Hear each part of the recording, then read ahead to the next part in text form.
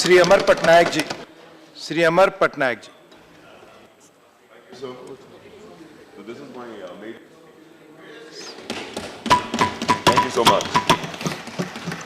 Sir, I'm basically a numbers person. I used to work with the CAG of India. So I'll start with numbers. The budget has only a provision of about 1% of the GDP on the health sector. So given that particular fact, when there is a 15% hike in the budget of Ayush, it's actually a very welcome development. 1939.76 crore. Now in this, one has 40 crores for All India Institute of Ayurveda at Delhi and 50 crores for National Institute of Homeopathy at Kolkata. What's interesting, however, is that the Ayush delivery system, the revised estimates had 101.86 crores, which has been brought down to 92.31 crore. When we are having several deliberations and detailed deliberations on the idea of expanding Ayush, I really don't understand how the Ayush delivery system budget provision has been decreased by about, though marginally, by about 10 crores. Now there has been provisions made as in 2018-19 in various schemes that were there before. It's basically continuing in 2019-20. But what I thought was interesting is the fact that experience of Kerala would suggest, I was a principal agent in Kerala, would suggest that Ayush-related naturopathy kind of practices have been merged seamlessly rather into the tourism sector.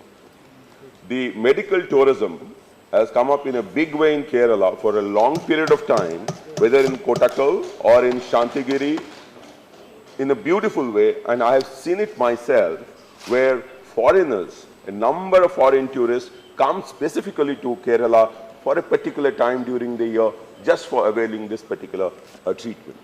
So when it is actually being practiced in a particular, in Kerala in such a large way and in an institutionalized manner, I thought this is one thing which the budget has missed previously and even now. Now, I belong to Orissa. I have an interesting anecdote to say that very recently in this Rath Yatra which we had, just a few days before that, we have a function. The function is when the Lord comes outside and takes a bath. We call it as Snan Purnima. And because of that, he gets fever. And for 15 days, I think 11 days, 13 days, probably nobody can see the Lord because he is ill. Now, during this particular process, the Sevayats who are responsible for treating the Lord, they put various kinds of balms, all aspects, all relating to whether it is Ayurveda, whether it is Siddha, we really don't know, but I know for certain that it is not allopathy. Now, when the origin of the treatment of the Lord of the universe starts with a system which is there since long, I would suggest, and my demand for Orissa would be that we should have a university in Puri which takes into, which basically integrates all the aspects of Ayush in that particular training course. Here there have been deliberations where we have separate for each branches. And I'm sure as we go along that when in one particular pillar we are talking about integrated medicine system, and another particular system, a particular place we are talking about separate systems, I think there is no place in India where we have a university which teaches all aspects of the same Ayush, all branches together to a particular student. So this is one aspect which could be considered by the government. Now, while making provisions is very fine, and I must also say that there are about 500 crores which has been made for Central Council for Research in Ayurveda, Homeopathy and Unani without really giving indications as to what would be the outputs.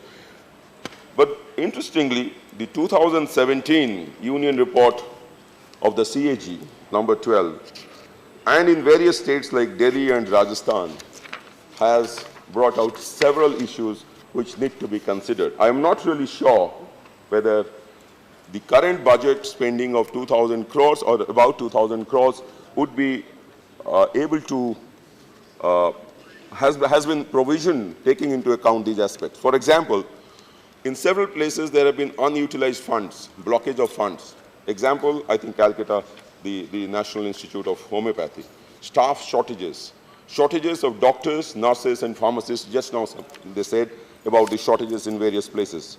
No toilet facilities, low bed utilization, underutilization of equipment, improper storage of drugs, inadequate emergency services, essential diagnostics and operation theaters. And the mandatory quality check inspections not being done, which is very serious. So this is what the CAG report has been saying consistently in 2017 and 2018. The ministry in 2014-15 had been allocated about 1,069 crores, out of which 573.21 crores were surrendered due to non-approval. Numerous ambitious projects have been stuck due to lack of land resources. Amount of 25 crore had been allotted from the budget to set up the All India Institute of Unani, but the funds had to be returned completely due to non-approval. These were the CAG's observations.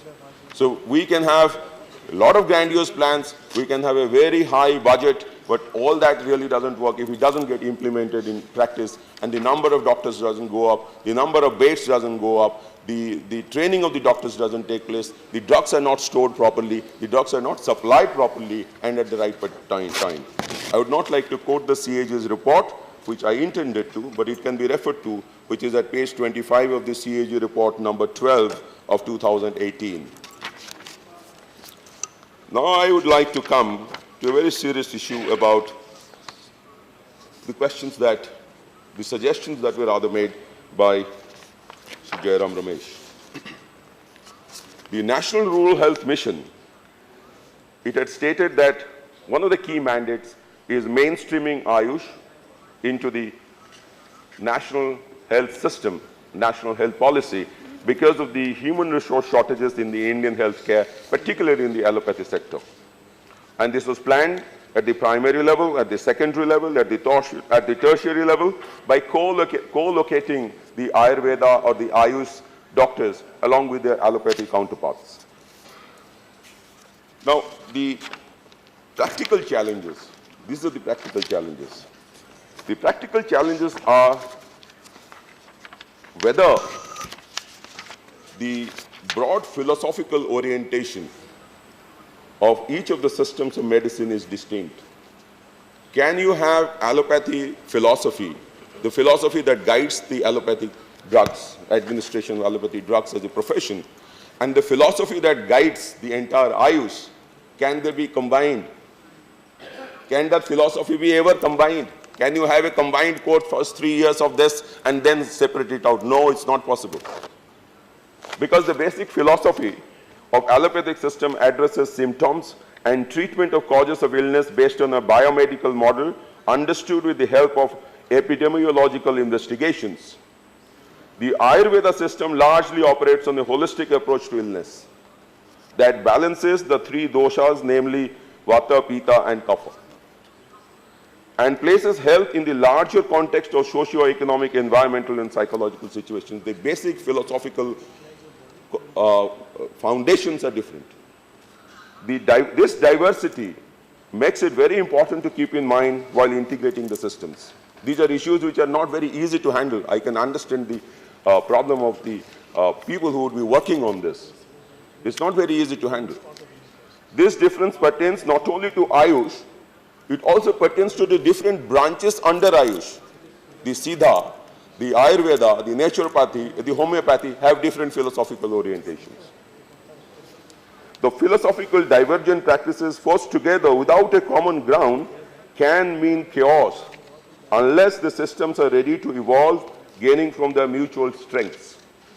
So rather than trying to integrate in an artificial manner the philosophical bedrock of these different branches of Ayush and allopathy, it would have been better probably when the practitioners sit down to decide what could be what are their mutual strengths and weaknesses, as they say, probably a SWOT analysis, and try to reach a conclusion as to how to take it forward. There are also macro level, besides these macro level differences, there are also distinctions in the approach to specific illnesses. There have been various studies which have been done in which one has found in a case that a treatment which, a particular disease which required no treatment by an allopathic doctor was prescribed by a Siddha doctor and vice versa. These differences in approach in various areas of healthcare, such as chronic kidney diseases, cancer, diabetes, are well known. Now, this plurality of practice that arises in such integrated centers have to be kept in mind while doing this integration. There is a third point here.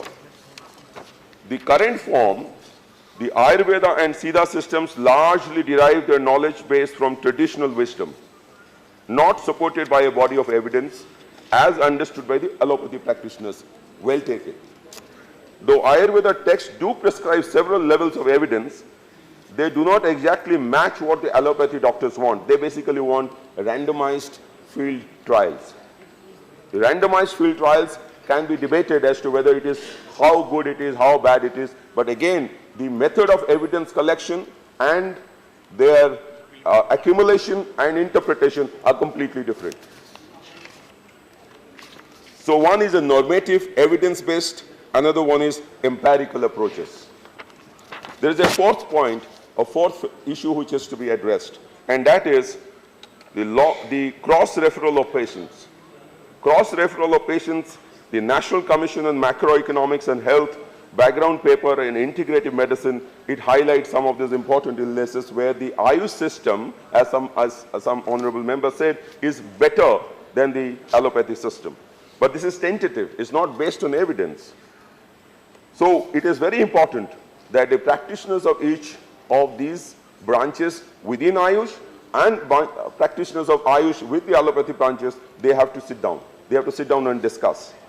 And which are the particular diseases where the cross-reference of patients will be minimized. Because there have been several instances where a patient referred or initially under treatment under the Ayush system goes to an allopathy doctor and says that you have been mistreated or you have been given a wrong treatment and there has been a failure of a kidney or failure of a heart or failure of a liver. So this cross-referencing is an issue which has to be addressed. And the lastly, as it was being discussed here, that whether you can have cross-practice. The Supreme Court has clearly said that cross-practice is prohibited. Wherever it is going on, it is illegal. The Common Review Mission of the NRHM have shown that Ayush practitioners are practicing allopathy medicine in several states, including Uttar Pradesh, Chhattisgarh, and Bihar. But this is illegal. Now, if it is to be made legal, there has to be changes which has to be brought in the medical council's own declarations as to define who is a practitioner, and these exercises to be carried out. Now I'll come, lastly, to this point that what is the way forward? The way forward is at two levels. One is at the institutional level and other one is at the community level. At the institutional level, I would like to suggest that there has to be a clear role definitions of Ayush practitioners and allopathy practitioners in the treatment of patients, in their mutual interactions, and in community accountability mechanisms that has to be specified. And it should include basically proper identification of allopathy and Ayush practitioners by patients, understanding what is their limit, what is the restrictions on each other's professions, how much they can, how far they can go and how far they cannot go, they should restrict themselves. This has to be, and accountability for the same, this has to be specified. The second is very important, that is protocols for interaction and referrals between allopathy systems and Ayush has to be established. And they have to be established after assessment of mutual strengths and weaknesses of both the professions, sitting down with each of the practitioners. The ongoing standardization and quality control of Ayush treatments and procedures have to be strengthened. A strong traditional knowledge database and a strong evidence database for Ayush, because both of them have different methods of collecting evidence and consolidating the same for interpretation, has to be established. An ethos of trust and mutual respect between Ayush and allopathy practitioners has to be established, which is grossly lacking now. So all I want to say is that despite all the provisions that we make, the bulk of the provisions, the CAG says probably doesn't get spent, but more important is the philosophical issues behind integrating these two systems. I personally feel that Kerala is a good example where my personal experience has been that they have integrated to such an extent that the community has accepted it. This may not have happened elsewhere. Thank you so much, sir. धन्यवाद अमर पटनायक जी, अपने पहले maiden speech में बहुत सकारात्मक और अच्छे सुझाव देने के लिए।